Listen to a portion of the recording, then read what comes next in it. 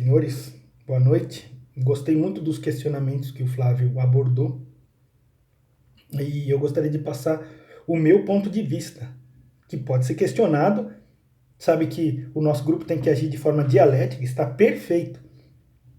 Ele jogou questionamentos, o Kleber deu a opinião dele também, mas eu tenho um ponto de vista divergente dos dois, que é o seguinte: nós achamos que os povos que sempre vencem uma batalha, né, eles conquistam um outro povo e eles impõem a sua cultura e massacram a cultura do outro. Historicamente, isso não é verdade. Esse pensamento nós temos porque nós achamos que a Igreja Católica ela criou a própria cultura, disseminou pelo mundo e impôs. Ela impôs, realmente, mas ela não criou a própria cultura. Para entender isso, a gente precisa entender a história do cristianismo. E quando você entender a história do cristianismo, você vai ver que de original só tem a colocação nessa história do Deus único e do Filho de Deus e do milagre, né? Que teve a Anunciação e a Virgem Maria teve o menino Jesus. Se você retirar essa parte do cristianismo, você vai ver que ele é totalmente platônico.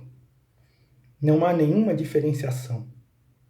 A reminiscência que o Santo Agostinho chamou de mestre interior, que é a impressão que Deus coloca em cada um de nós quando nasce, é justamente a memória de outras vidas que o Platão descreveu.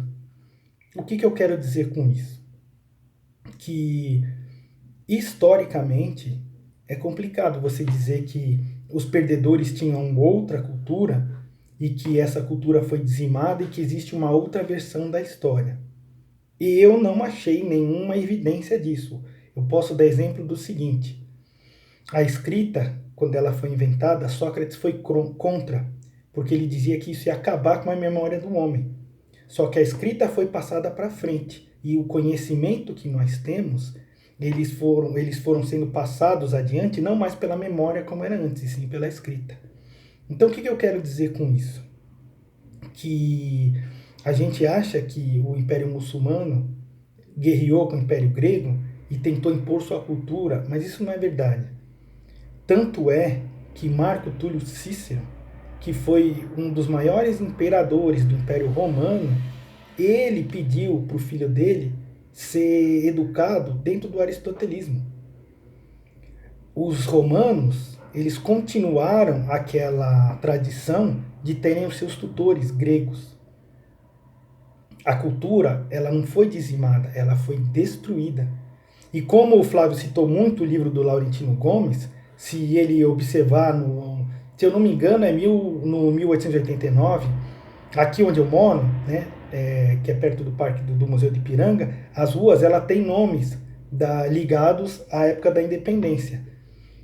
Aqui tem a Rua dos Tupinambás. Ele citou que os Tupinambás eram uma tribo canibal, né?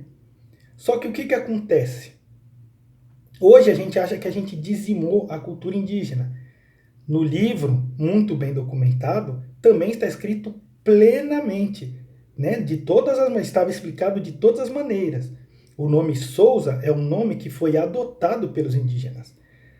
Você dizer que isso, né, é a opinião dele que eu compartilho também. Você dizer que os índios foram dizimados não é verdade.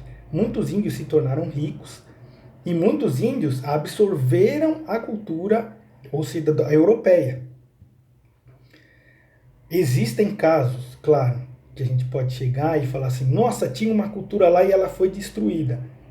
Eu posso citar também o caso dos Incas, né?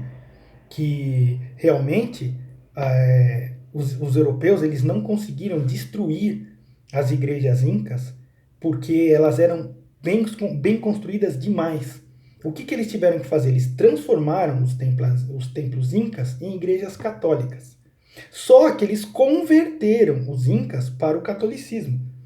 Eles não, é claro que eles mataram muitos índios, mas na época da guerra. Só que os incas não lutaram pela própria cultura, eles absorveram. E hoje a cidade de Cusco é uma cidade católica.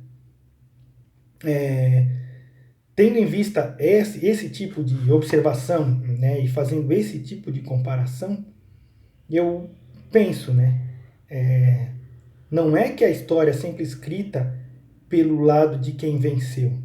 Eu acho que ela é escrita pela cultura que prevaleceu. Eu vejo desse modo, né?